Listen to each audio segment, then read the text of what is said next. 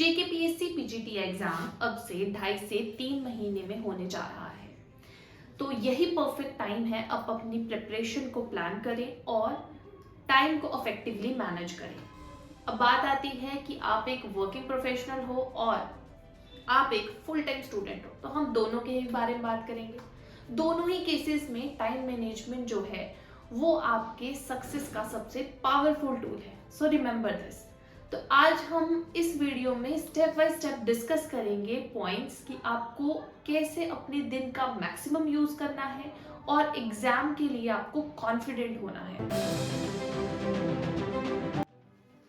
तो सबसे पहले आपको अपने सिलेबस को एनालाइज करना है और अपने सिलेबस का ब्रेक डाउन करना है। कैसे करना है? सबसे पहले आप क्या करेंगे, जो हाई वेटेज टॉपिक्स है उनको आइडेंटिफाई करेंगे। ठीक है, हाई वेटेज टॉपिक जैसे कि केमिस्ट्री में आपके पास आ जाते हैं कोऑर्डिनेशन के टॉपिक्स आ जाते हैं, फिजिकल में आपके पास जैसे इनऑर्गेनिक की बात करूँ तो उसमें कोऑर्डिनेशन के टॉपिक्स आ जाते हैं, है ना, कलर ट्रांजिशन के क्वेश्चन रिपीटेडली आते रहते हैं। ठीक है, वैसे ही आपके पास फिजिकल के क्वेश्चन होते हैं, ग्रुप थ्योरी से पॉइंट ग्रुप वगैरह निकालने को आ जाता है। तो इस तरह से आपको क्या करना है, हाई वेटेज जो टॉपिक्स है वो आपको एनालाइज करने हैं। आपने सिलेबस को समझ लिया, ठीक है, उसके बाद क्या करेंगे, आप सिलेबस को 3 कैटेगरीज में आप डिवाइड कर देंगे। अपने स्ट्रॉन्ग एरियाज देखेंगे, मॉडरेट और वीक एरियाज देखेंगे। स्ट्रॉन्ग एरियाज जो आपको आते हैं, जिनके क्वेश्चन आप फटाफट से सॉल्व कर लेते हो, ठीक है, तो उनको आपको सिर्फ क्विक रिवीजन देना है और वो आपके डन है, कंप्लीट है। ठीक है, उसका मॉडरेट एरिया जिनको थोड़ा सा मतलब आपको थोड़ा सा टाइम लगता है उनको करने में, ठीक है, और स्ट्रॉन्ग मतलब आपके जो ये वीक एरियाज आ जाते हैं, ये वो है जिन टॉपिक्स में आपको बहुत ज्यादा टाइम लगता है। ठीक है, ये आपसे नहीं हो पाते हैं। ठीक है, तो आपको क्या करना है, जो ये वीक एरियाज जो आपके कॉन्सेप्ट्स जो वीक वाले होंगे, इनको आपको कंसिस्टेंटली टाइम देना है। ठीक है, थोड़ा ज्यादा टाइम देना है। तो इससे क्या होगा, ये आपकी प्लान्ड अप्रोच होगी अपने सिलेबस को कंप्लीट करने की, कि मुझे कौन से एरियाज में ज्यादा टाइम देना है और कौन से एरियाज में मुझे कम टाइम देना है। ठीक है, अब चलते हैं नेक्स्ट स्टेप पे।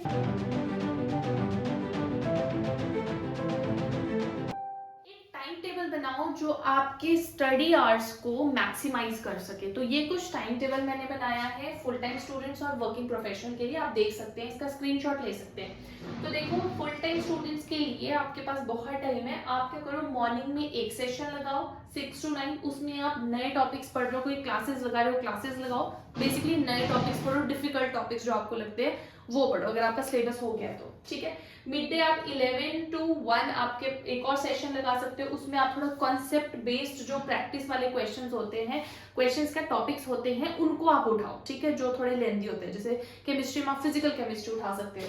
ठीक है, आफ्टरनून में आप 3 to 5 PM में आप रिवाइज करो उन टॉपिक्स को जो आपने ऑलरेडी पढ़ रखे हैं। ठीक है, इवनिंग में आप क्या करो, टेस्ट अटेम्प्ट करो। ठीक है, और आप अपनी असाइनमेंट्स को सॉल्व करो। बेस्ट वे ये है, असाइनमेंट सॉल्व करो, जिन क्वेश्चंस में प्रॉब्लम आ रही है उनको एक जगह नोट कर दो।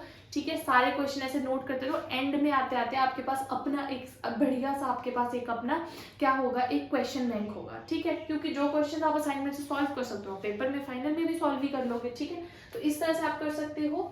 ठीक है, उसके बाद देखो यहाँ पे आता है एक वर्किंग प्रोफेशनल्स का मैंने टाइम टेबल।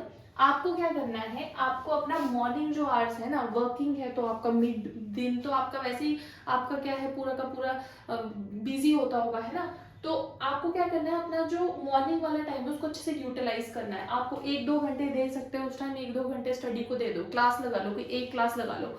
ठीक है, या फिर आप जो भी आपने क्लास लगाई होगी इवनिंग वाले सेशन में, जैसे भी आपने किया होगा, मतलब इसमें उसको पढ़ो। ठीक है, तो आप बेसिकली इस वाले टाइम पे आप मतलब फोकस कर सकते हो। सुबह वाला टाइम बहुत एफिशिएंट होता है, इसमें आप उतनी स्टडी कर सकते हो जितनी नाइट में आप मतलब 2 घंटे में करोगे, वो आप यहाँ पे 1 घंटे में कर लोगे। ठीक है, तो यहाँ पे डेफिनेटली टाइम निकालो। ठीक है, और अपनी जो ऑफिस ब्रेक्स है उनको वाइजली यूज करो। ठीक है, जैसे आपने एक वो फ्लैश कार्ड्स होते हैं या फिर वो रिवीजन शॉर्ट नोट्स होते हैं, उनको बनाओ। जैसे आपने कोई भी एक चैप्टर पढ़ा, उसका एक शॉर्ट नोट बना लो या फिर उसको फ्लैश कार्ड में लिख लो, उनको आप अपने साथ लेके जाओ। जैसे ही आपको ब्रेक टाइम मिलता है, लंच टाइम मिलता है, कुछ भी छोटी छोटी ब्रेक्स मिलती है, उनमें आप उन शॉर्ट नोट्स को रिवाइज करते रहो।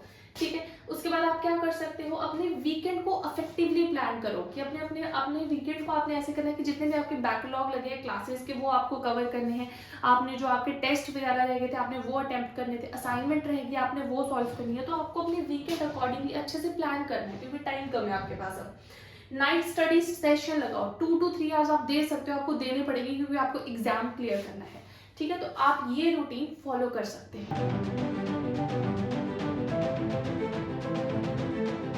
तो आपको प्रायोरिटाइज करना है मॉक टेस्ट और रिवीजन को, क्योंकि जो लास्ट के 2-3 मंथ्स होते हैं उनमें ये दोनों चीजें काफी ज्यादा इंपॉर्टेंट होती है। आपको रिपीटेडली रिवीजन करते रहना पड़ता है, और क्या करना होता है, आपको वीक में आपको 2 से 3 मॉक टेस्ट देने होते हैं, फुल लेंथ मॉक टेस्ट। इससे क्या होगा, इससे आप आइडेंटिफाई कर पाओगे अपने स्ट्रॉन्ग एरिया और वीक एरिया, और फिर जो भी आपको लगेंगे आपके वीक एरियाज उनमें आप थोड़ा ज्यादा टाइम दोगे। रिवीजन के लिए आप क्या कर सकते हैं, चैप्टर वाइज शॉर्ट नोट्स बना सकते हैं, फ्लैश कार्ड्स में लिख सकते हैं, ठीक है। और आप क्या कर देंगे, उनको आप बार बार पढ़ते रहेंगे, ठीक है। और जो इंपॉर्टेंट हाई वेटेज वाले टॉपिक है, जैसे कोऑर्डिनेशन, आपको पता है आप बहुत मार्क्स का आने वाला है, तो उसके आप बार बार उसका रिवीजन, क्वांटम में पता है आने वाला है, तो उसको बार बार देखते रहेंगे, उसको फॉर्मूलाज वगैरह देखते रहेंगे बार बार, ठीक है। तो इस तरह से आप कर सकते हैं। मॉक टेस्ट की बात रही, देखो मॉक टेस्ट जो होते हैं, मॉक टेस्ट क्या किस चीज में, ये आपको एग्जाम में जो प्रेशर होता है आप कैसे हैंडल करोगे, इस चीज में बहुत बड़ा रोल प्ले करता है मॉक टेस्ट, ठीक है। दूसरी चीज ये है कि आप अपने स्कोर को बेसिकली एनालाइज करते रहते हैं, ठीक है। और आपको ये भी पता चलता रहता है कि आपको अपनी स्पीड को और अपनी एक्यूरेसी को आपने कैसे इंप्रूव करना है, क्योंकि यहाँ पे एक्यूरेसी की बात भी आ जाती है ना, कॉम्पिटिटिव एग्जाम में नेगेटिव मार्किंग होती है, तो एक्यूरेसी वाली बात भी आ जाती है। आपको एक्यूरेट भी बनना है, उसके लिए भी आपको मॉक टेस्ट जो है बहुत बड़ा रोल प्ले करते हैं। तो लास्ट के मंथ्स में आपने बस धमाकेदार मॉक टेस्ट और रिवीजन बस अच्छे से करना है, ठीक है।